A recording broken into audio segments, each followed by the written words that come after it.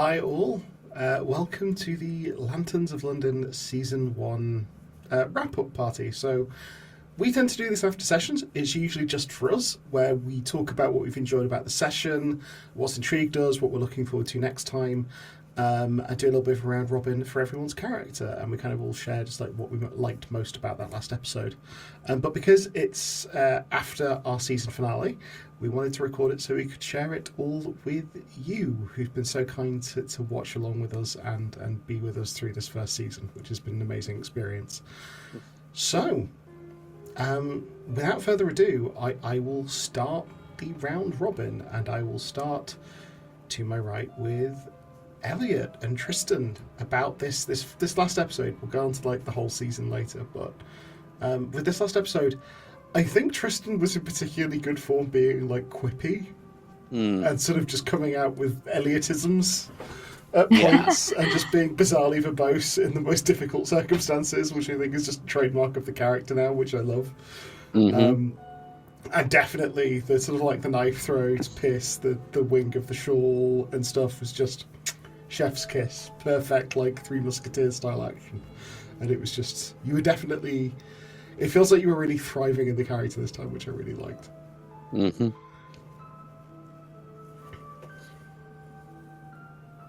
Yeah, for me personally, as far as Tristan is concerned, I really loved that moment of Oliviera sneaking around and Tristan following her, but kind of also going, I'm going to let her get on with her stuff. Clearly she has some stuff she needs to deal with. So I'm just going to like be her shadow for a bit and be there in case she needs anything.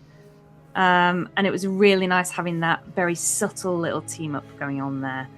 And I think it led to some really nice moments between those two characters. So that was lovely. We didn't want the kidnapping to be meta-kidnapped in the middle of resolving the first kidnapping. Valid. I think for me, the thing that I enjoyed most is, particularly in that episode, was that we've been through in historically the terrible gaze has been deployed a number of times. But I really liked the choice of moments for it to happen here. Like the seemingly innocuous question of, oh, he's looking at me? Does he make eye contact? Does he look straight at me? And immediately inside I'm going, oh, this is what we need. That was very, very fun. And the way you played that, not just once, but twice, and it still felt novel, and it still felt interesting, and it still felt new. I was like, that's brilliant. I really liked the choice you made to pick up Oliviera and take her to the coach house. Because you could have just rushed there and done everything yourself, but it was incredibly in character and incredibly adorable from an outsider's perspective to see you make that choice. And then Oliviera got to do her cute reaction to it too, which I really like that. And I love that line of like, yes, there's a fine line between chivalry and chauvinism. That was beautiful. Like, I don't know if you came up with that or got it from somewhere, but just amazing. And again, for the audience at home, I can't stress this enough. He speaks like this all the time in real life. It's aggravating, is what it is. I'm sorry to have vexed you with my loquaciousness. Love that. Going to Anisha for Oliviera. Oliviera made a lot of choices. Oliviera made a lot of choices, is what I'm going to say. I think you played her really well. I think her being very zoned in on I need to get the ticker back made a lot of sense.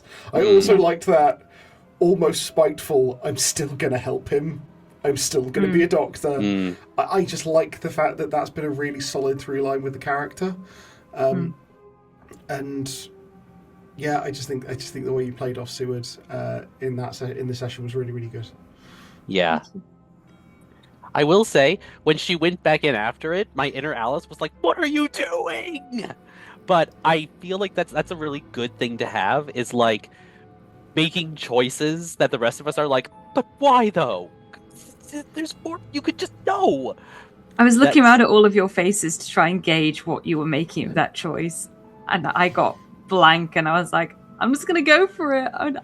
Everyone's gonna be questioning it, but I'm just gonna go for it. I do love it though, because it's like, yeah, obviously you're gonna make choices that we don't always agree with or think are wise, but that's kind of the point. And I did like that. The commitment to no, this is what she's going to do. It's not gonna be convenient, it's gonna be dangerous, but it's what she's doing. I did appreciate that for what it is. I loved the restrained little moment, and it goes to Edward too, but just the capping off that season arc with her and Edward sharing that moment. I thought Edmund, who's Edward? Someone's character is Edward, right? Who the heck is Edgar? Ed. Secretly, it's going to be Edward Cullen. That's the vampire we had to deal with.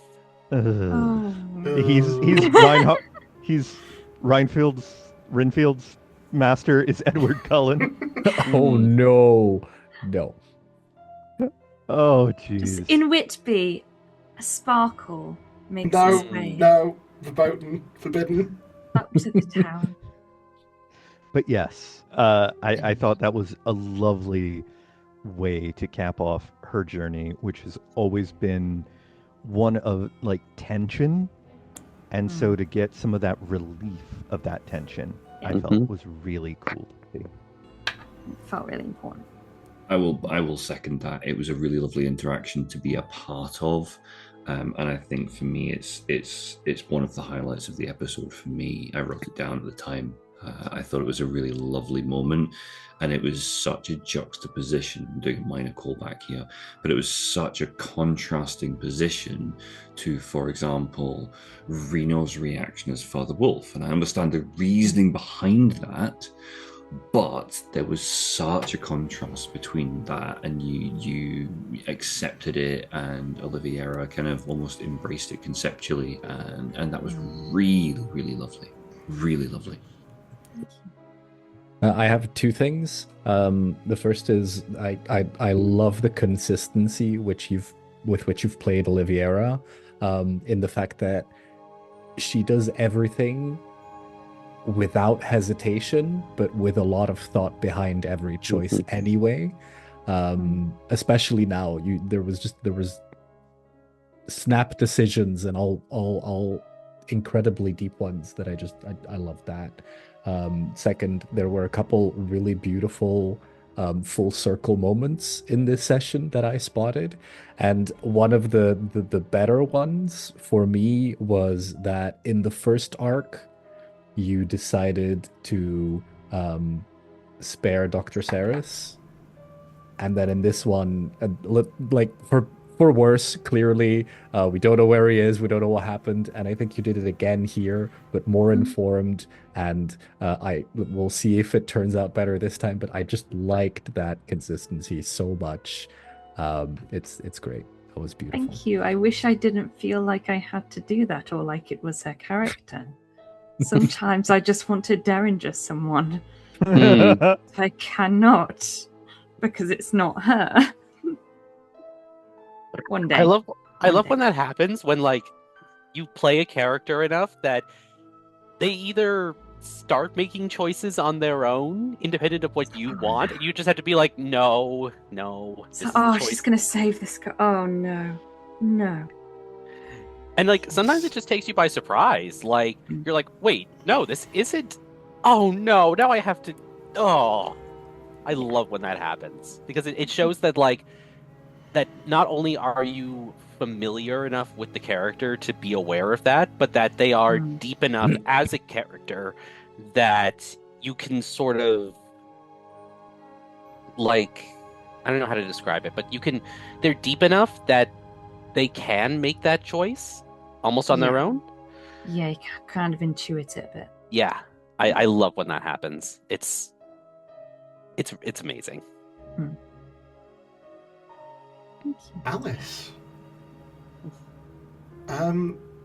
has to be difficult because I think Alice had a few really great moments this episode, but a lot of them were very much just you playing the kind of character mechanically. And again, there's that thing of just one, she's really, really good in combat, and the way you sort of decide to play her is she's a little bit of an anime character. She's a bit of an anime A little character. bit. I'm not going to deny that.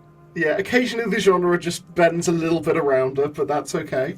But I think that readiness to sprint into danger and protect the people she's with, and also I think a little bit of an evolving dynamic I spotted in a couple of combats now is her paired with Nathaniel, and that kind of like them being both quite like dexterous creatures, and that being a big part of her fighting style is like accuracy versus dexterity and speed actually working really, really interestingly together as a combination. Yeah. I think that was very, very cool. Well, I'll yes and on that one. I think one of the things that really struck me this episode, and it's happened a few times, but it's the ability that Alice has, and also that you, Nick, have the ability to portray in a way that doesn't feel forced, is that effortless switch between I'm an assassin, I'm a trained individual who knows exactly all of the various many ways in which I can kill people and dismember and cause harm, but yet at the flick of a switch you can immediately revert into and now I'm a lady. And that was exemplified when everyone was coming out of the asylum, out of the sanatorium, and kind of like still shuffling out in the straight jackets. And I think that you then being able to act as, you know, a guiding light, a lantern, if you will, was really, really lovely. And being able to switch into that, and it felt like something Alice would do, and it made sense, and it wasn't jarring, because it could so easily have come across as being jarring, and you nailed that beautifully. Thank you. I want to yes and that. The way you're able to be quippy and funny in a really tense situation without taking away from the tension, in the way you talked to all of the asylum patients, and also the way you spoke to John Watson when you were freeing him, it just works. I don't know how you do it. It's just good. It really does work, though, is the thing, is somehow the genre bends around her just a little bit. It just flexes. Yeah, I'm going to yes and off that slightly. But skip to the end and that final moment where you were talking about the daffodil. There's something about your delivery where you understand the emotional impact of what you're saying, but you're still able to deliver it in a very upbeat and hopeful way. And so I can't speak for anyone else, but I'm there being a complete blubbering victim of what you're saying and the implications of it. And you're there smiling away, delivering it like it's nothing, which is actually the spirit of the thing. And I think that final moment, especially after the moment between Oliviera and Edmund, which was hopeful in a very different way. I think that final moment with the daffodil, it could easily have been either, again, overly contemplative or overly enthusiastic, and you struck the balance perfectly between the poignancy of that image and what it meant to Alice, and the kind of the hopefulness of it and the upbeat nature of it. And it was just a really, really lovely little scene. And and I think it really, considering everything the character has gone through and considering the implications of that and the importance of that moving on, it was really, really heartfelt and lovely. And I enjoyed it a great deal. Thank you. Daniel,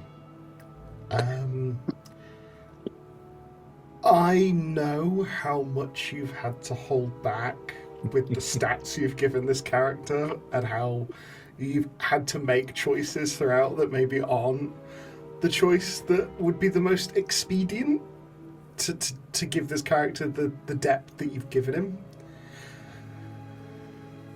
It was marvellous watching you cut loose and just getting to explode the first Clockwork Man and then just blow Seward's leg off, basically, was just utterly cinema. It was just cinema. It was beautiful. I loved it. But also that thing of Nathaniel being this really interesting character who is probably one of the more merciful, forgiving, thoughtful, engaged, and also that mercy taking possibly the really dark turns that it's taken in this episode, and how you didn't shy away from that choice and you didn't diminish it at all. You sat with it, and I know that you're going to continue to roleplay in a way that reflects those choices, and the way you sort of brought that home at the end with the reopening of St. Hubert's, I think was really beautiful and really well thought out and a really solid choice. I'll second that. That's exactly the points that I wrote down about Reno, and it's almost like there are two characters you're playing. One is and has been Father Wolf or Deacon Wolf throughout, and then there's this other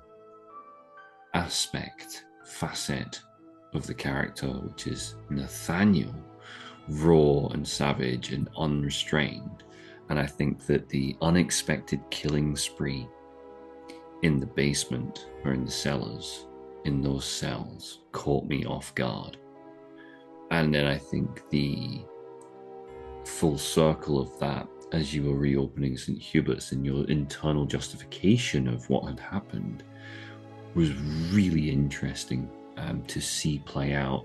And again, it felt like that's something that I've been waiting the entire season to see that come to light and come to fruition. And as we look to season 2, I am super excited to see where that goes and how that evolves. This was the first time that I found Nathaniel frightening as a character. This was the first time that I thought I would not be on the wrong side of this man. But also something that really struck me was it's always felt like there's been a weight to him and a kind of like he's carrying a burden and carrying a responsibility. And that element of, yes, I have killed all of these people, and evidently this isn't the first time that he's been engaged in this kind of thing. The fact that he spoke about that weighing on him for the rest of his life, and that being his cross to bear, I found that really powerful, and it really speaks to his strength as a character. And almost there's a certain kind of morality in going, yes, I've done this, yes, I acknowledge this, yes, that fault is mine, I am having to carry that, and that is my punishment. And I just find him so interesting as a character. And I think I'm really looking forward to seeing more interactions between him and Oliviera in the future when it comes to their views on different things. I'm going to jump back in very, very briefly, just to add one tiny thing, and that's the I'm taking this burden on, and I'm that's something I'll carry with me for the rest of my life. In that moment when that was said, I knew, and I could intuit, that wasn't the first time that he's had to experience that or do that. That was a familiarity that he had with that, which again played masterfully. Yeah. And really, that whole thing where he was like negotiating with Lucy, that whole time it was similar to with Oliviera. I was like, no, don't do this. She's awful. She's going to betray you, whatever. But it's like, that is what he would do. He would mercy kill all these people and then say, no, I'm going to give you a chance, even though you are my enemy. It was that's what you were saying about like the two Nathaniels, like the two sides of him. The side that is unflinching and, violent and is able to do this, and then the side where he's very much choosing forgiveness and mercy, and it's not something that's I wouldn't say it doesn't come naturally, but it's a deliberate choice. It's not necessarily the default. He is opting to do this, and it was very clear that was what he was doing, and I found that infuriating, but also it's one of the things I like about him. So I'm going to zoom in real quick to just one small moment, which was the thing that finally broke the negotiation was being told to swear it on his faith. And just inspired choice to start plan B there. Mm-hmm. Yeah, there was no other option at that point. There, yeah. Yep. Edmund. Motherfucker. There was a bit, and this is a small bit I want to call out just because it was something I spotted at the time. There was a particular demonic glee with the way that Edmund leant over to Skip, pointed at Seward and just said, "Fetch." And it was in the voice, and it was beautiful, and it's that thing of, oh, this character contains multitudes, horrifying multitudes, which I really, really liked. But if I had to call out a single point, and I'm sorry, folks, because I'm stealing it by going first, but that bit where you sniped me in the fucking heart at the end with the theme tune was just psychotic. I resent you for that, and I will for the rest of my days. That was beautifully played. And I was already choking up a bit, so well done. That was amazingly done. And just throughout this episode, he's made so many fucking big swings and marvelous choices. He rescued so many people. And again, he had these wonderful moments pairing with different people, pairing with Nathaniel, pairing with Oliviera, beating with Skip. And again, he made that choice. You've made that choice throughout the season, but I want to call out in this episode as well of this was probably I think it was the first time he hit anyone. Yeah, I think so. It was the first time he hit anyone, and it was throwing a wrench at Lucy's back because that woman's just that awful. Technically, the first time he hit someone was the automaton. Possibly, but as in like a living person. Yes. It was the first time he brought violence against a living person, definitely. And that was just, again, just no notes, beautifully done. Yeah. One of the things that I caught that I really, really liked was his talk with Oliviera, where he notes, he tells her, you're an absolutely brilliant doctor. And it just took me back to the first episode where he was like, a lady doctor? What? And then going from that to that, it's like, you know what that is? Growth. That is, I loved that. I loved seeing how over the course of his time with them, he has grown and learned and come to respect her. It was just, I loved that. Just that little bit of, it was so good. Yeah, I think there are so many little moments. The one for me that I'm kind of fixing on now is the moment that really shows that this is a character who has wisdom beyond his years and is smart and streetwise and knows how to operate in these kinds of situations, but also has enormous duty of care, was when the hatch to Lucy's cell was about to open and he guided Nathaniel out of the way just in case something was about to happen. And that kind of foresight and that knowledge of her character, that knowledge of his character, that quick thinking really struck me at the time. And I really enjoyed that little detail of, no, we need to stop and actually think this through before we do it. And the whole thing about him, like everything he is made like that. I feel like that shows so much about his character and what he is and how he thinks.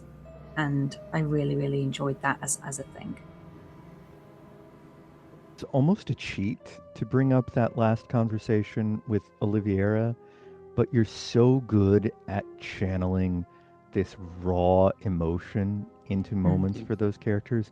So when you had Edmund actually breaking up about it, like we can roll the footage right here. Like Elliot's heart was breaking, and you do that so well, and you do that so consistently, because when you get really deep into your characters, like the sheer intensity of that shines through. It really does. Really does.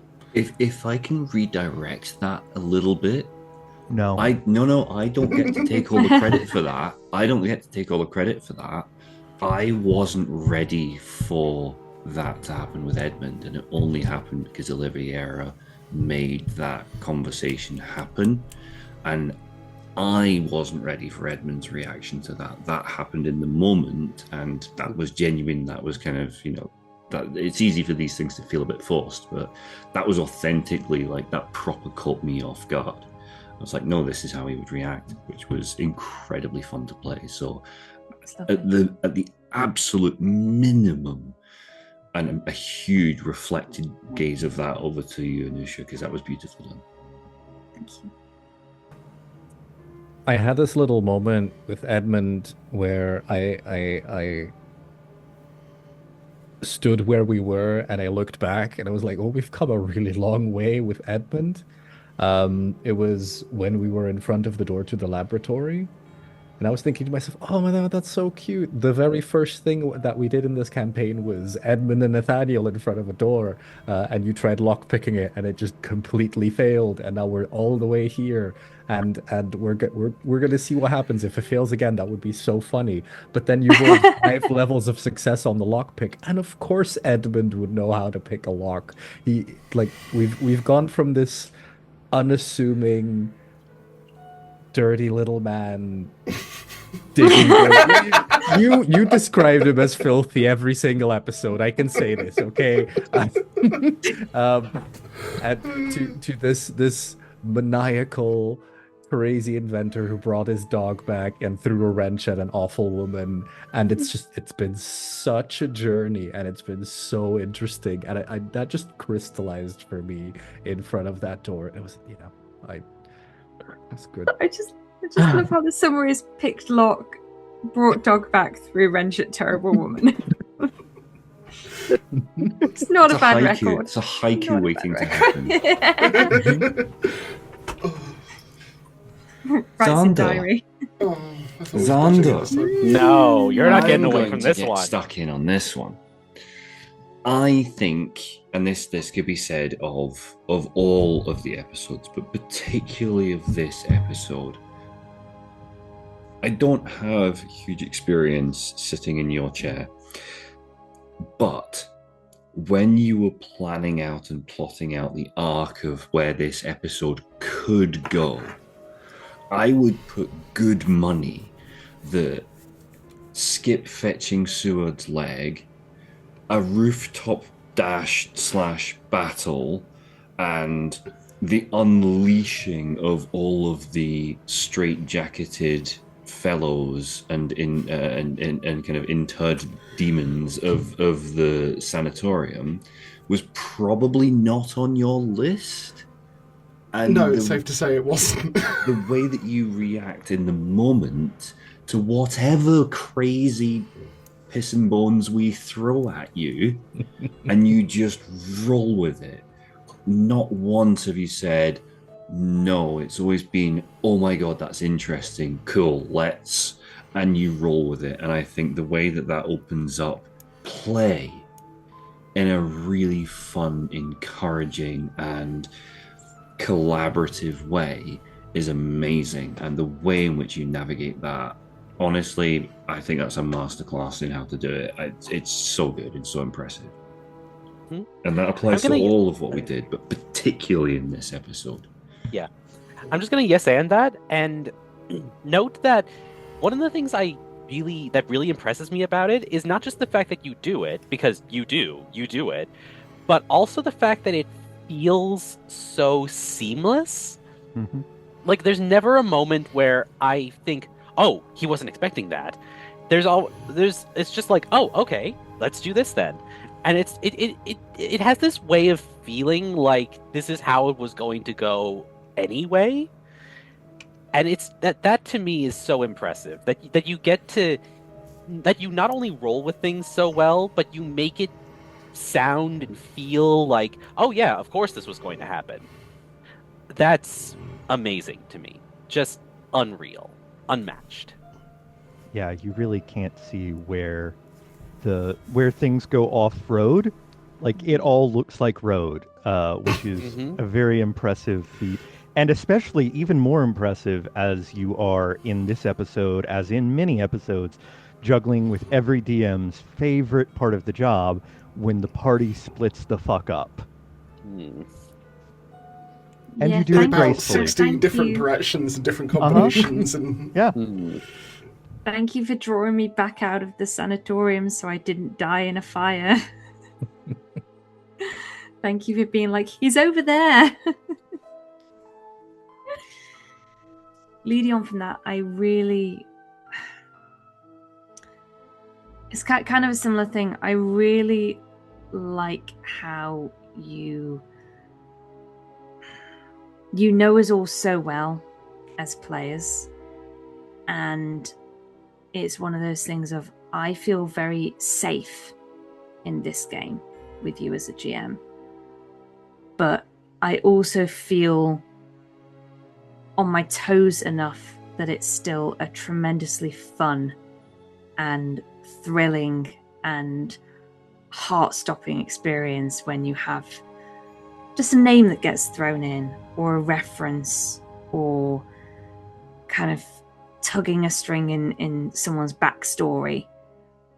And I honestly,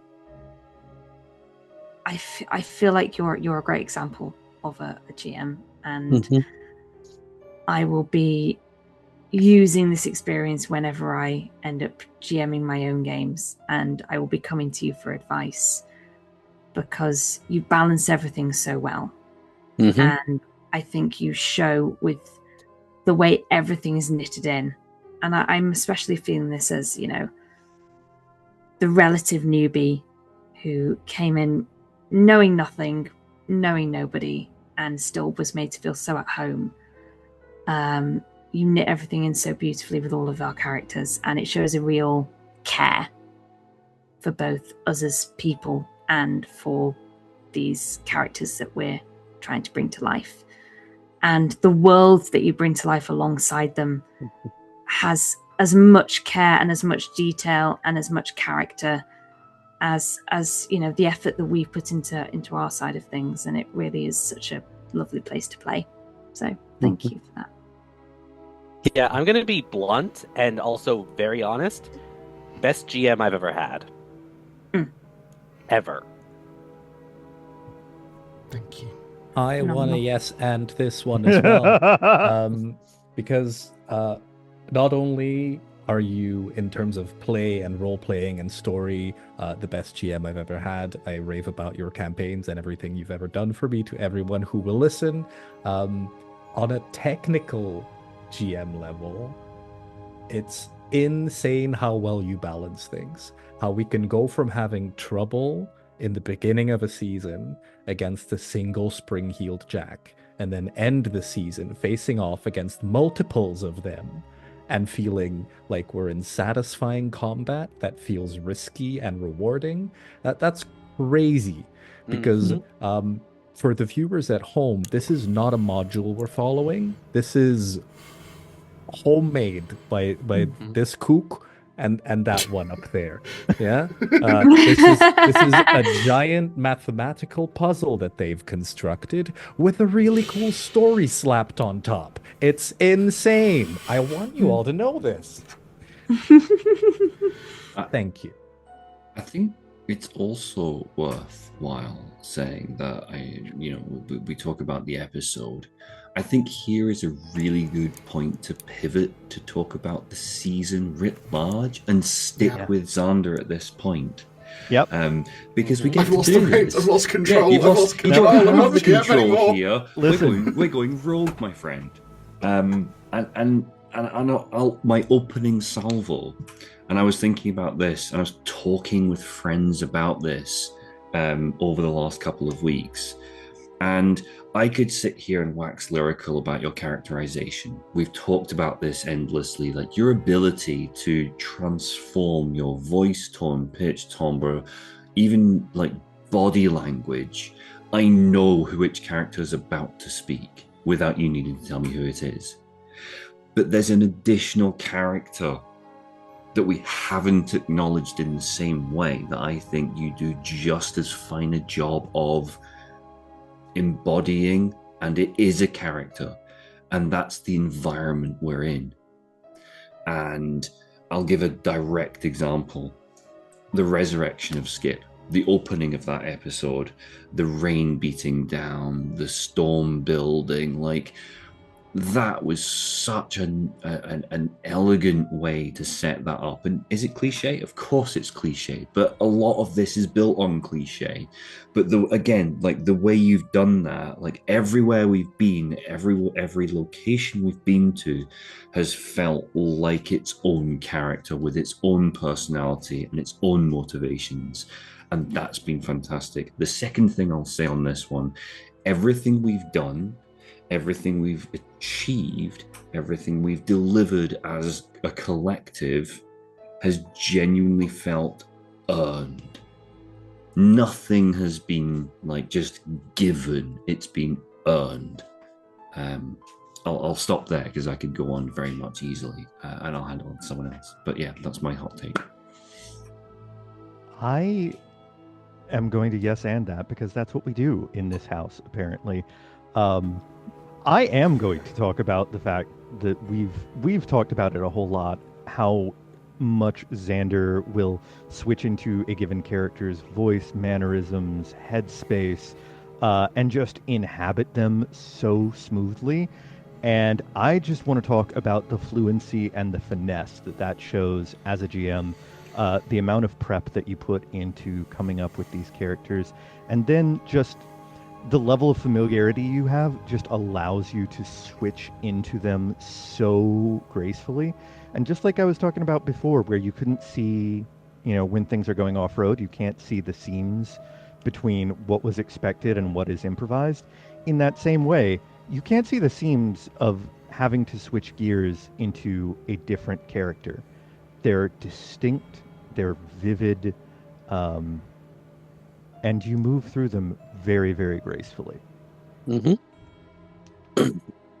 And it was very clear in this episode because I remember there was a moment where Holmes and Watson are talking to each other, and it was literally you saying one thing and then almost turning and being the other one, and it was like, yeah, that's just two people. That's two people right there in the one man. It's so impressive. I will never not praise you for it. This isn't going to sound like a compliment, but it's exactly like Gollum and Smeagol in The Lord of the Rings. A little bit. It's as clear, and you don't have cinematography to help you in the process. So I hope you take that as the compliment it's meant to be. Can you just imagine Gollum saying, or Smeagol and Gollum saying ambrosia to one another? No, stop. Oh no, Halt. I don't want to. Ambrosia, precious. Oh god. And then they All lick of my their fingers, praise and it's went out the wonderful. window. No. My No. diet is ruined. You were on a diet of fingers? Anyway. Lady fingers Yes. and chicken fingers.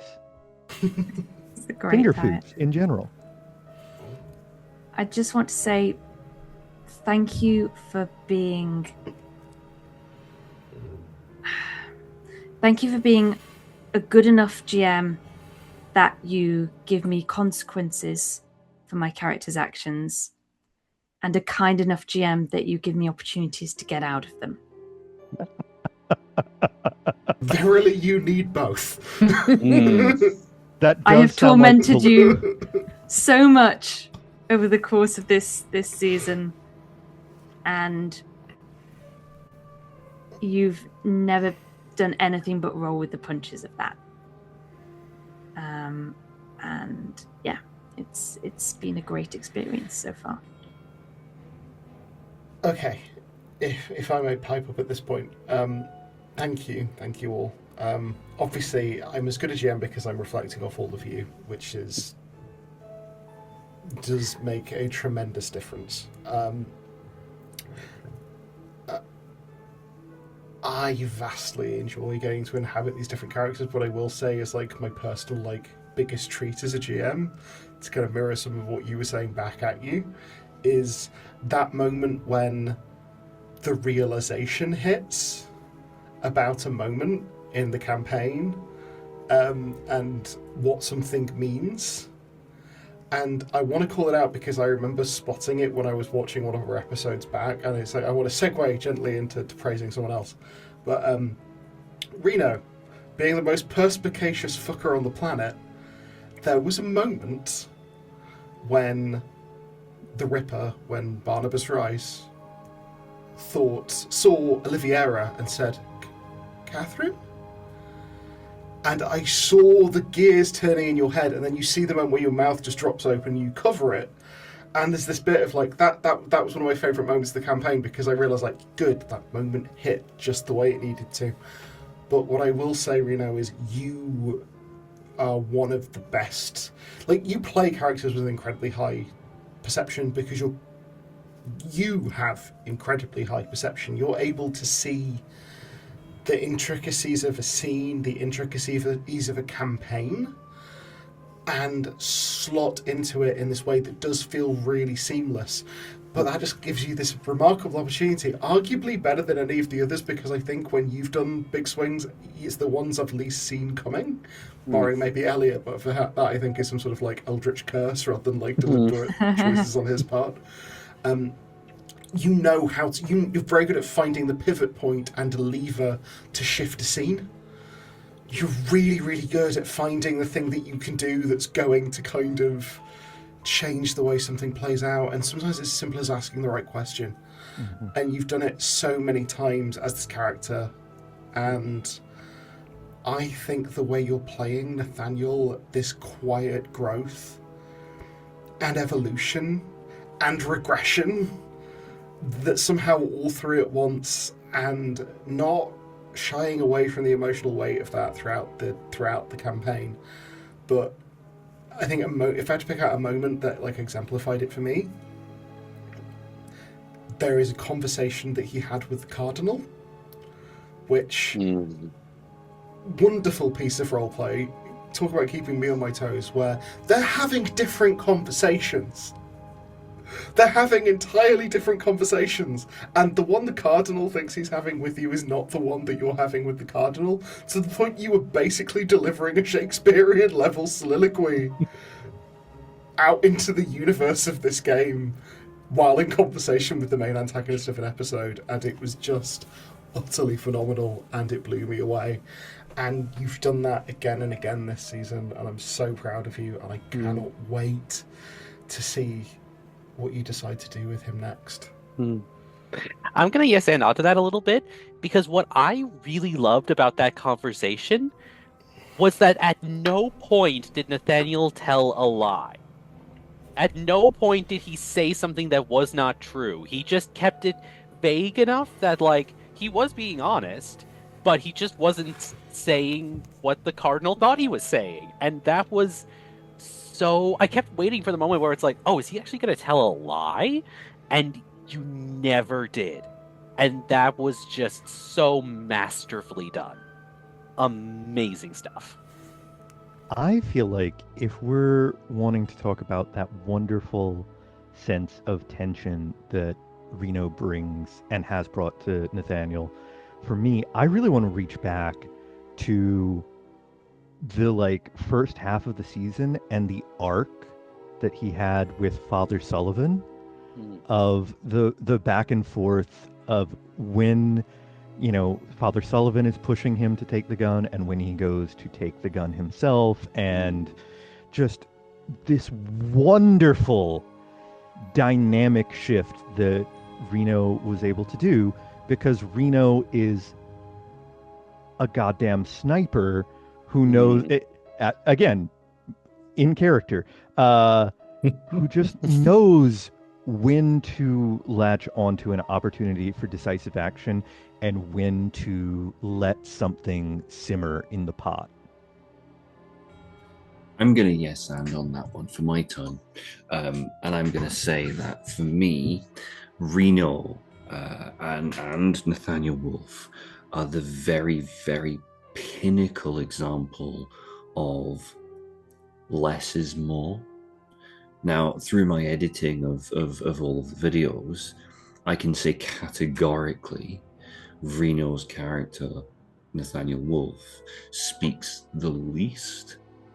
But I think when your character does speak, and it's not by a lot, but I think when your character does speak, it's because they've got something really critical to say. And I think that that's a really, I don't know if that's an intentional character decision or not, but I think it's a really powerful character decision. When Reno goes to say something as Father Nathaniel Wolfe or Deacon Wolfe, I find myself leaning in to hear what's about to be said, because I know it's going to be good. And we didn't shine too much of a light on it in the moment, but I'll give my example. And it was the reveal of Frankenskip. And Reno, your characterization of the deacon, the father's reaction to that, and it nearly went further, but you're just like, your response of no, this is an abomination, that internal turmoil of that, and then your subsequent, how do I navigate this, was just spectacular, because I saw it happen visually as much as heard it through what you said and the words that you chose. I think that for me, that's just been phenomenal. Consistently, your character has had religion at the very foundation of what you are. And where we've seen the most significant reaction from you is where someone has taken that and twisted it in a way that is unbecoming. And that's where we see you kind of step forward and go, absolutely not okay. Love it. I'd like to yes and that, if that's all good.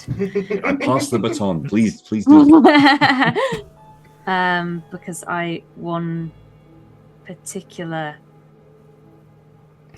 I think it's really nice seeing where Nathaniel will have an element of give and take with regards to what he finds acceptable, what he will forgive. I think that conversation with Catherine, and then the whole thing of the writing and thou shalt not suffer a witch to live, and the reaction to that. I think the conflict with Oliviera, and then the reaction to her wanting to bury the brains and give them proper ceremony. There is such a level of flexibility and a level of willingness to forgive, willingness to reevaluate, willingness to see the best in people and think the best of their intentions, and to rethink former beliefs and rethink kind of former assumptions of people, which is so valuable, I think, to Nathaniel as a character. Kind of that he is able to be steadfast in his beliefs. He is able to hold them close. He's able to have them be the center of his life, and yet still he isn't dogmatic, and he isn't judgmental, and he isn't sort of he's always willing to in a curiously scientific way, he's always willing to kind of test the waters and kind of try and keep up with how people are changing and how people are willing to adapt to what he wants and kind of willing to go with the flow of things. And I think that's a really, really, it would have been so easy to just play him as the very kind of set in his ways, dedicated younger priest. And I really think that experience that he had with the other characters that he's come across, the other religious figures, has had a huge impact on him. And I think that was played beautifully. And that kind of reevaluation of everything in his life has been really lovely to watch. I kind of want to carry over now, just so very conscious of time as well, over to Alice. And I mean, this is true of everyone. I think this is true of everyone, but also I just need to say it in this instance. Fuck me, the character arc you've pulled off this season. Because I mean, I'll say this on stream. Like, I expressed concerns to you about playing a character who is legitimately betraying the player party out of the gate and working against them, and you did some really awful stuff as Alice. And you pulled it back. You've genuinely delivered a really, really satisfying redemption arc, and framed it in this sort of like way of like the dichotomy and the push and pull between freedom and belonging, and what her self-conception is and how that's evolved, and almost doing it again in that way of you're inhabiting the character so much that the way she was referring to herself as a weapon versus a person shifted, and it wasn't a thing that it looked like you consciously decided to do. It was just something that evolved out of the way she was experiencing the narrative and how she was evolving as a character. It just, again, beautifully done. And I actually really do want to call out the specific thing, because you used it right at the end of the season. The way you've employed the language of flowers as that character, as this little sort of symbolic motif throughout, I just think it's really beautiful. It's like having a leitmotif in music. It's just been a really wonderful little symbolic through thread that you've employed, and I just think it's been absolutely delightful. I really do. I think you should be immensely proud of how you've played her through this season. Thank you. I mean, I'm going to do that thing that we all say that we do, but I'm not going to say the actual words.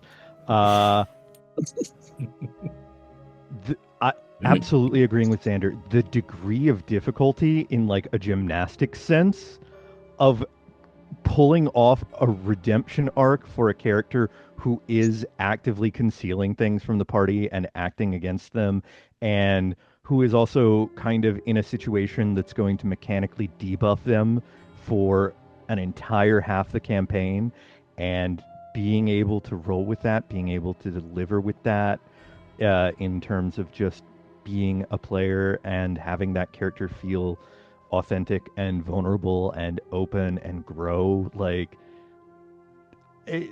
amazing stuff. And I also just want to, since this is again the first time that we get to embarrass one another to the chat, a couple episodes ago when Alice has to put on the fake voice and just goes piss and bones and like shifts into that accent, like that's Nick. That's just Nick being really good at getting so deep into a voice and an accent. This is not his first rodeo in that regard, and it's always amazing and delightful and energizing to see.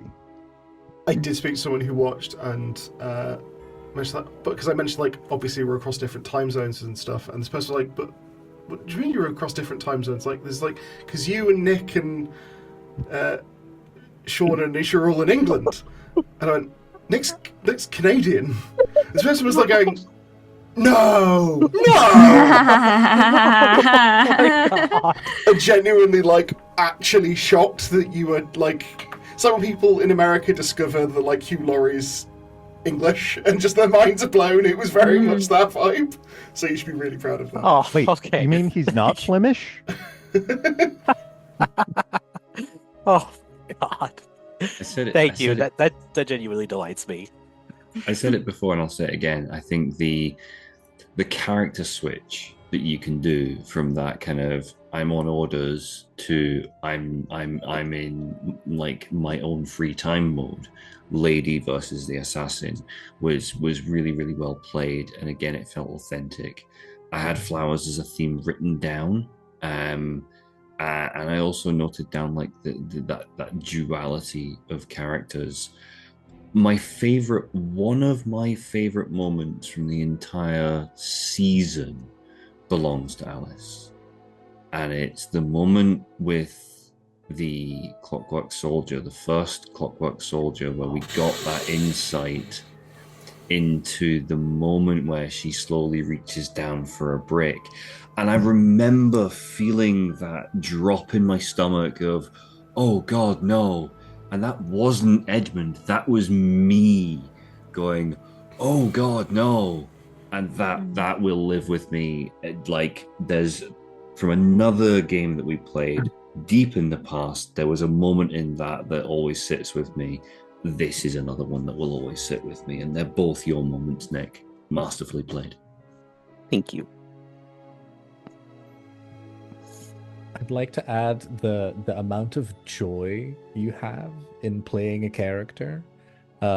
Beginning with you clearly having so much fun hiding the real build you made behind this dainty little lady, and then once it came out, what you actually did the first time you described Alice in a fight with her umbrella sword, you could tell you were having a huge amount of fun, and that just kept going throughout the whole series. The way you described your anime style execution of this Clockwork Soldier in this last episode, and it's tons of fun playing with you, and it's also tons of fun just sitting and watching you do your thing.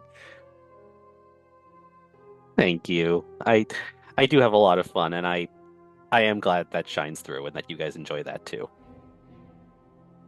One particular thing I've really enjoyed about Alice as a character, and I think it speaks to her vulnerability, strangely enough, is that whether it is to a cause that does not value her and sees her as a weapon, or whether it is to a group of people who she's starting to call friends, maybe even family, she is so intensely loyal. And the first time anyone in the party is about to come to harm, it's, what do I need to do? Who do you need me to kill? How do we defeat this? And you as a player, whether it's in combat or out of it, are so practical and so driven.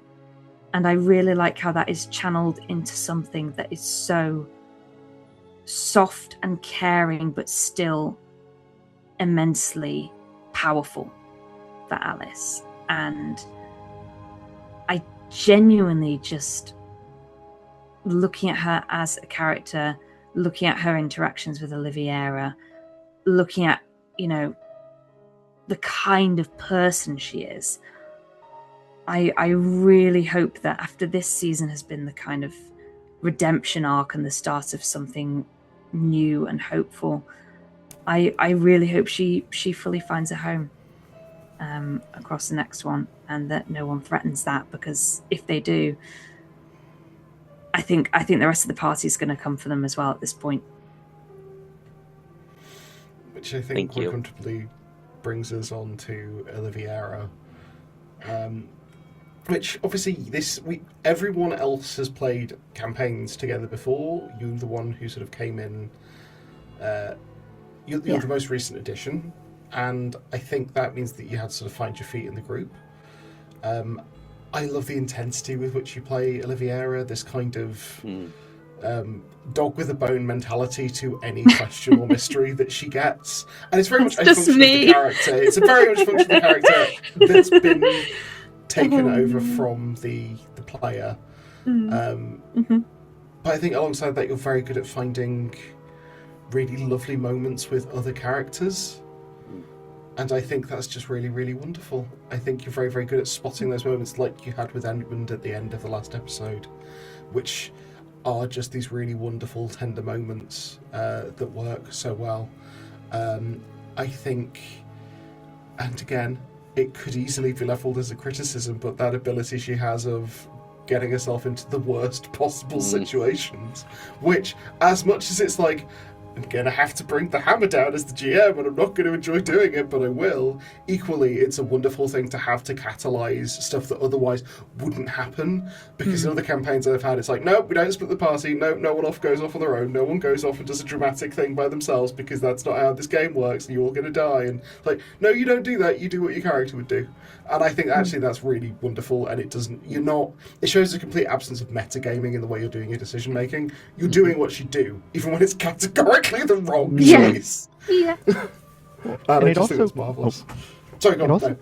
It also just speaks to this absolute clarity that you had coming into this character, like not in the way that Oliviera hasn't grown, because she absolutely has, but you can look at episode 1 Oliviera and see like a very clear vision for who this character is, what they value, how they move around the world. And it's just something that I thought has really anchored her in this world. And it's great to see, and it's great to have as like a constant presence in the game. So yeah. Okay, yeah, no, go first. I'm going to piggyback on that one. The things that I wrote down in terms of kind of as I was thinking about it was consistency of character. I have a very good idea of how Dr. Rice is going to react in any circumstance that you throw at her. She is a resilient, resourceful, very perceptive, and very empathetic character, and that consistency of character, like in all of the circumstances, very much an unflappable rock, putting herself forward when we were going to rescue Catherine, putting herself forward for that, going in there and like head held high, and very much knowing exactly what you were doing. And then again, finding yourself unintentionally imprisoned and still retaining your composure, and actually being able to turn that on a die in a really clever way that, again, felt earned. And I wasn't going, that's a really weird swing to make as that character. It was like, no, that's absolutely what that character would do. That's brilliant. That's genius. And I think that was really rewarding to watch that develop over time. Yeah, like it's the unflappability, but it's also this kind of like fearlessness that I really love. Because I remember when Lucy first came for Oliviera, and Alice went to go save her and was like, "You're in danger. There's someone coming. They're gonna kill you." And she just went, "I'm not going anywhere." And it took both me and Alice both so off guard, because it's like, what do you mean? But it's so I wouldn't say integral, but it's very much part and parcel of just who Oliviera is. She's not bothered by things like that. She's unflappable. She's like, okay, this is happening. What are we doing about it? And she's so very much like, I think we've said before about how Edmund is very much like the heart of this group. Oliviera is like the calm. Like, she's the anchor. She is the one where like people are like, okay, what are we doing? I don't, whatever. And she's just like, nope, we've got this. What are we doing though? And it's so, I don't know. It's just so impressive to see her go into these situations that most people would be panicking in. Most people would understandably just be panicking. And she's just like, okay, what do we do now? It's one of the things I love most about her, is just that she's so calm and resourceful and like could honestly, I think, like think her way out of just about any box that she's put in. I love it. I love that aspect of her. So this is me realizing in real time that I might be the party mum. Please continue. I was gonna say I want to yes and this a little bit. I was thinking about this, I think, a week and a half ago, that there's a little bit of poetic beauty in the fact that you picked Oliviera, sorry, to have magical eyes. Because Oliviera is very much the person who's always got her eyes on the future, like who's the next person to help, what's the next problem to solve, what's the next step, how can we get better, I'm stuck, how am I gonna get out of here? It's always that singular focus that felt so right in all of the decisions that she made, even if it were decisions that put a lot of herself in danger, but they felt so right because it's very unlike Oliviera to just sit still with something, and yeah, that felt right, and that moved things along in a really nice way when I would have been stuck with I don't know what to do. And that aside, because that's not my favorite thing about Oliviera, my favorite thing about Oliviera was her as a foil to Nathaniel in the whole brain debacle. It was so much fun to play off of that. It gave me so many ideas for what to do with Nathaniel that I wouldn't have thought of on my own. And the way Oliviera defended herself with such conviction rattled me as a person. So I was like, okay, Nathaniel's gonna fold. If I can't do anything about this. It's yeah. That was I still think about that. It's great. I think, speaking of conviction, he awkwardly segued. I have to talk about Tristan now. Because I mean No, forbidden. No, you're not in charge of us. You're not my supervisor. Come back. I mean, he kind of is. I think that there is a joy to knowing, and particularly getting to GM for Elliot, which is one, occasionally I just get to have a scene partner, and it's watching someone both write and perform to the highest possible standard theatre life without any warning of what the actual stage direction or anything that's happening is going to be. You have the capacity to construct a scene and a narrative with things and interact with one in just this remarkable way. And the fact that one of the things that I get so much joy from as the GM is you're very, very good at giving me just the right amount of backstory and going, this is what I want my character to be. I don't want to know what it means when we start. I want to discover that.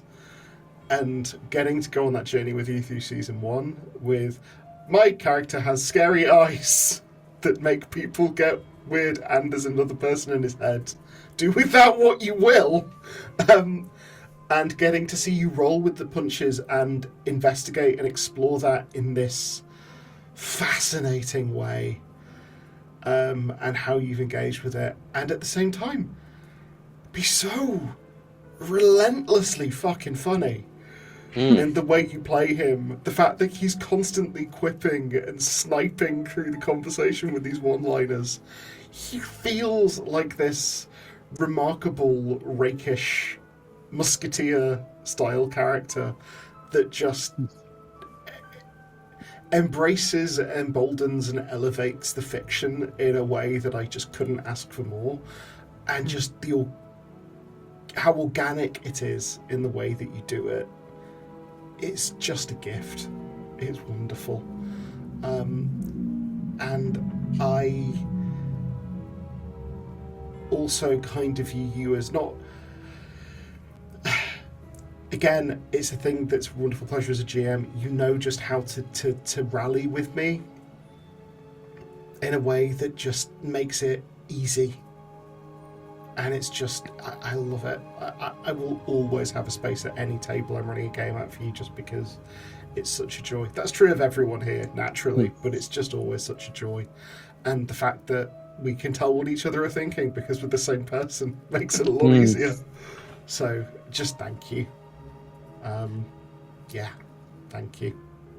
I'm gonna jump right in on the back of that, and I'm gonna say that one of the things that struck me about the narrative arc of Tristan across the entire season was that at the start of the season, the terrible gaze was a slip. It was an incidental, it was an unintentional, it was a flashpoint. We went through the season not knowing what that was and wondering what that was. And I, as a player, didn't know what that was. And I don't think Edmund ever saw it that I can remember. But I didn't know what it was. And then we had the trip, the descent into delirium that was the reveal. And I remember like seeing that play out, and it felt like I was watching a scene in a TV series. Is how well that landed narratively. I was like, oh my days, this is incredible. I am here for it. Like, I'm just an audience member enjoying what I'm watching. And I was just, but all the popcorn was mine. And then after that, the gaze was suddenly a weapon. And it was like these two characters were working collaboratively to make that happen. And that felt seamless. And I talk about things feeling earned. My goodness me, that felt earned. And that was beautiful. And it was marvelous. And I think looking back now at the Haunted House episode, where you went down and you held up the sword to have the sword blessed, in retrospect, thinking back to that, so many pieces of the puzzle fall into place when you look back. And I love that you breadcrumbed through some of those elements as well as you did, and it's glorious. Yeah, and I couldn't have done that. I'm sure others could have, but I think that you did that effortlessly. And Edmund will forever be grateful for his raccoon tour.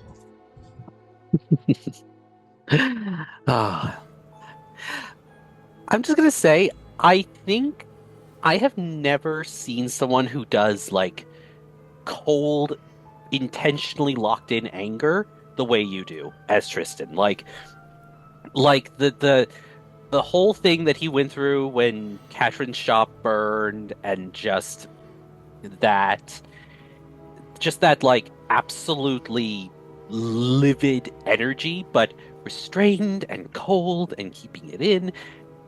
You are the master of that. Absolutely brilliant stuff. And going back to the trip scene, getting to see that kind of splinter and leak out a bit, like actual honest like anger, was like I don't even know how to describe it. It was so interesting seeing all these times that you've held back that particular emotion and then letting it out was like, whoa. And I'm sorry, Xander, you are going to catch a stray compliment here, but like that whole scene with like the narration and the descriptions of like the riding and the cave and all that, and then the two of you doing that scene together, that's one of my favorite bits of this whole season so far. Just that whole scene and the conversation and the way that you played it was just chef's kiss, A+, 10 out of 10, no notes. Unreal stuff. I want to piggyback off that. That cold anger that he was talking about only works as well as it did because it contrasts so well with the delightfully charming, well-spoken, quippy gentleman that you have created for us. Always has a reply ready for anything, a joke to say, always has some knowledge ready, and a tongue sharper than most of the swords in his collection. And how do you do that? How it's insane. He's Elliot. That's just kind of how he is. And he yeah. brings it to the character. True. Yeah, but that in and of itself would have been a really cool character to have in our group. But then you added so much more depth into it. So much seeing that facade break for the anger, and then seeing that cold anger turn into like the really hot anger in the confrontation with the past self and the family and the I have no words. I have a lot of words, but they're in Dutch and they won't help me right now. Say them in Dutch for the benefit of our Dutch audience. No, I'm not gonna put you through that. But yeah, it's just a joy to play with you. Always. Yeah. I think the thing about Tristan is that he is so charming and so witty and so rakish and a joy. And he could easily, were you not such a generous player, have been the center of any scene that he walks into. And yet some of the scenes I remember the most are scenes where you are in collaboration with another character and are lifting them higher and elevating the scene by being there. The scene with Alice and the comfort and the understanding that was offered there. You know, the scene where you went to the gun shop with Nathaniel and provided that comedy. And I think perhaps the second time when that was done as the kind of the recap was perhaps even better than the first time. You know, the fact that he's constantly there as a long-time acquaintance of Oliviera to offer perspective and support. Just, I feel like every single character has felt his presence as more than the kind of roguish rake that he could have been if you didn't play him with such warmth. And yeah, that is as much appreciated as the witty comebacks and the very sharp swordsmanship. All right, enough about me. It's time to attack him. I have one more thing. I have a haha to say about you. I love that you can't help but be friends with the only magic user in the campaign.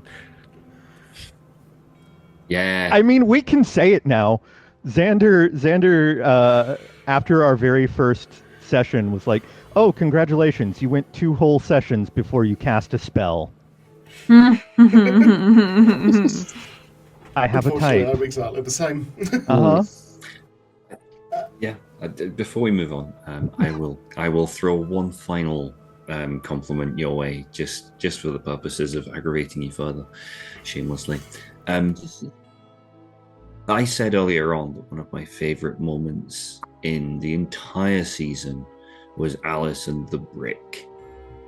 I'm going to extend that out and say that the sequence of Alice and the brick and your change and shift that happened after that, like, that genuinely gave me chills, goosebumps, like my hairs stood up on my arm when you delivered that line. And I was just like, oh. And it was really hard for me to not metagame that because Edmund wasn't there for that. And it was so well delivered. So yeah, that whole sequence for me highlighted the entire campaign. Well done delaying your inevitable complimenting. But, now oh, look at the time to go. Bye. Nuh-uh. You will accept your flowers. You sit there and you take it, young man. So, Edmund's the heart of the Lanterns of London. He has been consistently. You have So I'm gonna reach back into the past before we were ever doing this in a way that was distributed, and remember the fact that for the first 2 episodes of the campaign where we all started playing together, barring yourself and Usha, Sean was observing because Sean didn't necessarily think this kind of thing would be for him or that he'd be able to do it. And then I got a message asking if he could join, and to see the journey that. Because it was from like I was the first person who GM'd for you. It was the first time you'd ever done it. From then until now, the capacity you have to bring emotion to characters is utterly unparalleled for anyone else I've ever run. The portrayal of grief over Skip, over his mother, over leaving, just in today's episode, and the manner in which you're able to do that is just heart-rendingly, hauntingly beautiful. I have had multiple people talk to me about the episode, Ambrosia, in which, spoiler for, please watch this in order, do not watch this first, in which Skip dies. Go away. in which Skip dies. The number of people who went, I had to stop and come back because I didn't have enough of an emotional capacity to go through that entire scene in one sitting, and everyone going like, I can't do anything other than compliment it. It was remarkably well done, but it was harrowing because you played it so well. It was difficult to GM because you played it so well, but also the fact that you've been able to find such joy with the character and the way you've threaded in that musicality with him singing what he sees. And just, again, how you got us with the theme tune right at the end as Edmund rides off to new adventures just got me. But I think you've pivoted with this character slightly, and it's one of the best choices I've ever seen. And one of the things that actually made me really happy that the system is mechanically robust enough that you were able to do it in a way that didn't feel like you were disempowering yourself. As Edmund, you've made these choices. Edmund does the needful. Edmund does what's necessary in a situation, even when it's not hitting the monster. Edmund just does whatever's necessary, and the number of times you have sat out of combat or not being directly involved in the situation because you're doing the other thing, the thing that furthers the narrative, the thing that solves the problem, the thing that explores the thing that otherwise might have been missed. And again, it's just this fantastically innovative and clever way of playing your character, and I've absolutely loved it. And I just know that Edmund leaves this sort of imprint on the world that just doesn't go away. It's just marvellous, and I've adored it, and it's been an utter privilege and a pleasure. Yeah, there's gonna be like a visible emotional hole where he was, like, and it's not gonna get filled. It's just not. Like, dude is irreplaceable, as you are.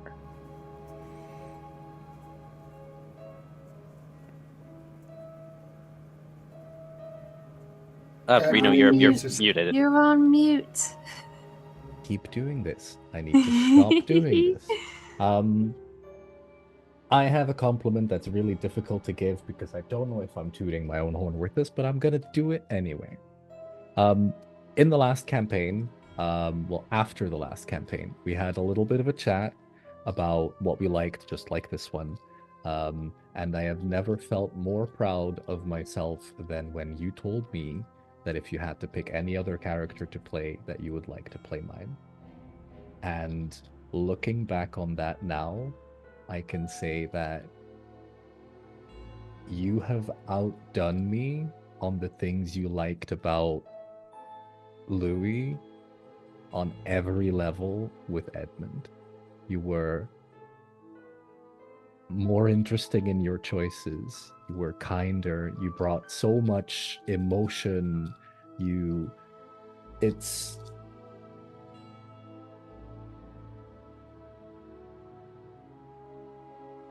I feel words. I hate words.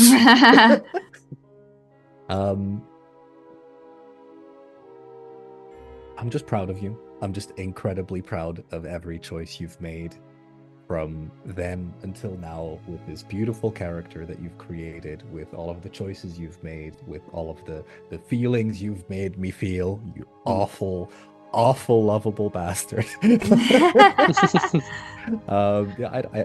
I can't put it to words. I look back upon it and I smile and I feel warmth in my heart, and that's the only way I can describe it. One of the things I really love is that you're not afraid to go there when it comes to like really emotional stuff. Like I remember being told, I don't remember who it was that said it, if it was you or Xander, but there was talk of like, you knew going into this that like Skip had his own health pool. He had his own whatever. And, you know, it's like you were warned that this could end really, really badly. And you were still like, yeah, let's do it. Because it wasn't like you weren't shying away from it. You never do. You go full tilt into it and you make us feel all of the things all the time, for which I both adore and despise you. I do wish to clarify slightly. He wasn't warned. He was asked, do you want the dog to have hit points? And he said yes. Wow. That's a brave. So it's your fault. It's his fault. I want to say it's his fault. It's absolutely my fault, but it would have felt inauthentic to do anything other. And as much as I regret, and it was heartbreaking when Skip passed, and as much as I regret it, at the same time, I think it was so important for Edmund's development and his character, and it propelled things forward for him in really important ways. Absolutely. And, you know, at the end of the day, we've got Frank and Skip, so it all worked out well. Nathaniel's not going to regret that in any way, shape, or form as we move into season 2. Not for an instant.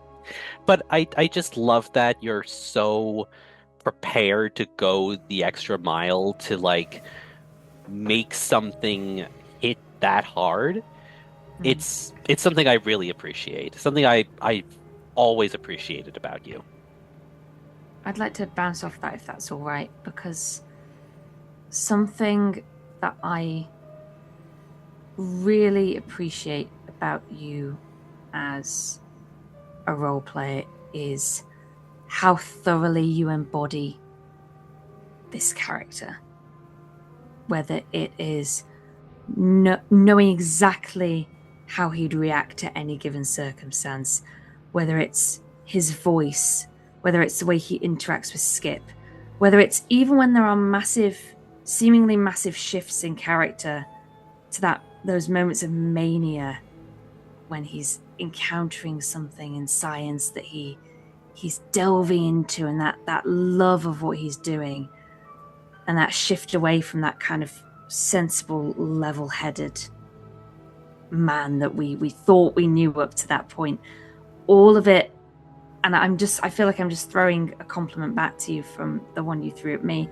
All of it is so consistent, and all of it is so thoroughly worked, and all of it is so carefully and beautifully embodied.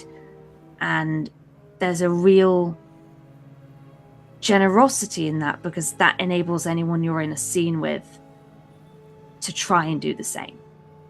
Like, whenever I'm in a scene with you, I want to push myself. I want to embody my character as best I can, because I know that you are the standard I have to aim for. And I'm going to really miss Edmund. And I'm really thankful for the journey that he and Oliviera have been on. And that kind of thing of... And I know it was a slip-up in the moment with the letter of, you know, scientist and engineer and all that kind of thing. I think they have so much in common, and I think he's going to have an impact on her for a long time to come yet. I mean, and I think you're going to have an impact I think you're going to have an impact as a role player on me for a long time to come yet. I mean, everyone's touched on so many of these enormous things that you bring and have brought to this campaign. You know, duality has been a big theme with basically all the characters, and you made that happen for Edmund in a way that didn't make it feel like we were revealing who Edmund really was. It was just that there was more of Edmund than we had expected. We've talked about how generous you are as a partner in a scene. We've talked about how, how much emotional intensity you bring to everything. So I'm just gonna like hit the technical points. Dude, you are amazing at balancing the kind of mindset of what you want to accomplish as this particular character. You stick the landing on a voice so fully and so deeply that it's hard not to be immersed just by being around you.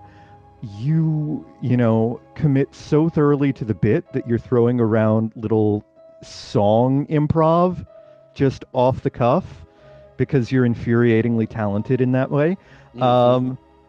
And just everything that you did was awesome.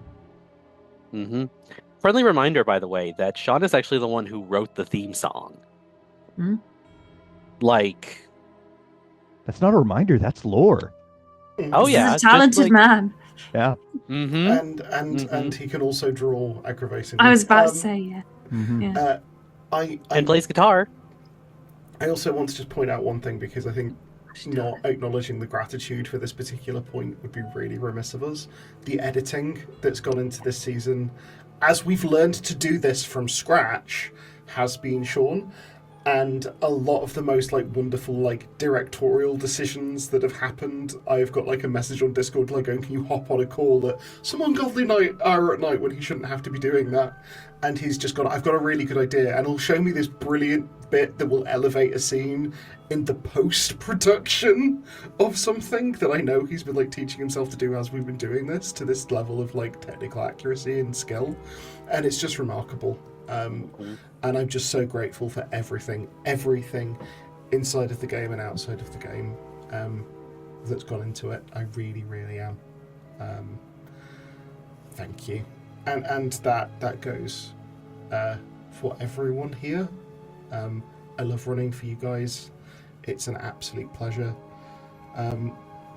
I think we're getting to the point where we should really be wrapping this up for temporal reasons, but I do have one mildly selfish ask, if I can get out of the five of you. Favourite NPC from Season 1 and favourite moment, very briefly, if I may ask. Patron Sato and... Gosh, I don't know. I can't pick just one. So, just Katrin. For me, it's Margaret. But I will say, probably my favorite scene, and this is a little bit selfish because it is an Alice thing, but the moment of being in the alley with the brick and then Tristan's "You disgust us," because not only was that just bam, but also I can say with certainty that experience was probably the turning point of her character, where it really started to cement itself that she has to change. She's there's no other way now. She's been so rattled and so thrown off her rhythm that there's really no going back from that point. And it was such a hard hit in the best possible way, and I loved it so much. Amazing. For me, and it's one of the smallest NPC moments I think we had, but it was one that at the same time stayed with me for a long time. And that was the reveal of Moriarty on the train.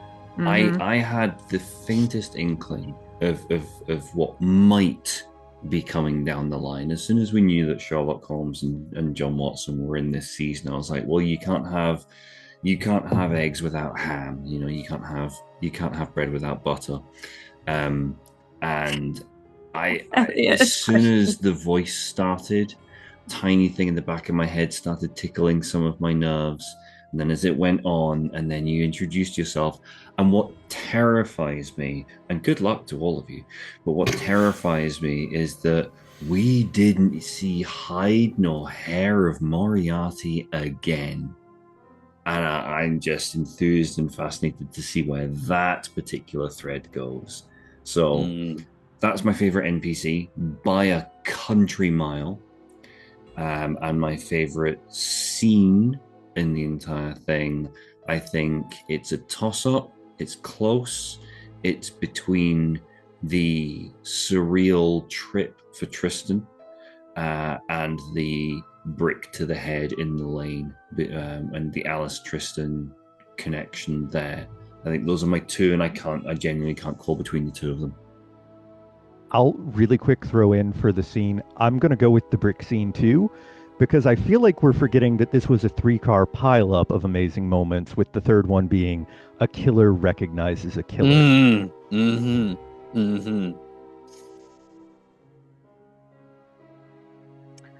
I haven't thought of a scene yet because there are so many, but for the NPC, it's a lady whose name I can't even remember at this point. I'm so sorry, I'm very tired. But the lady in the pie shop who's always listening in on everything we're doing. Mrs. Monday. And who must be having the strangest accounts of our adventures. I just love that. I want a series from her perspective. But yeah, also every reveal you've done, like the Sherlock one got me particularly hard, I think. The moment you started describing like his facial features, I just went absolutely berserk. And that was really lovely. You'll have to come back to me for a scene. I'm afraid I'm still thinking through. My favorite NPC would be the entire Cooper family. I don't know how you managed to portray a family that felt alive in the very little instances that they appeared on. Well, not very little, but like in the spread out instances that they appeared on screen. But every episode, even if they weren't there, I was thinking about the Coopers. They just felt present. As of my favorite moment, it would have to be the Pied Piper. Because for me, that marked the very first transition into, okay, people are running awful experiments into, actual magic and fucked up bullshit. Great. It's worse somehow. And then after that, you did that several thousand more times with the reveals everyone else has been praising. But that was the really first one that was great. I think my favourite NPC is difficult because I am most of them, all of them. Actually, that's the way that works. I think my favourite NPC is probably Katrin's my golden child. I think Renfield's my favourite for what it did to all of you when I was playing him. No, your favorite is Barnabas. Go ahead and tell us. Yeah, my favourite is Barnabas turned an evil man. And that's actually my favourite scene just because the calibre of roleplay you all delivered in that was incredible. And getting to know the entire time, and I've said this before, I think this is some sort of vent for some of the awful shit that happens in my head.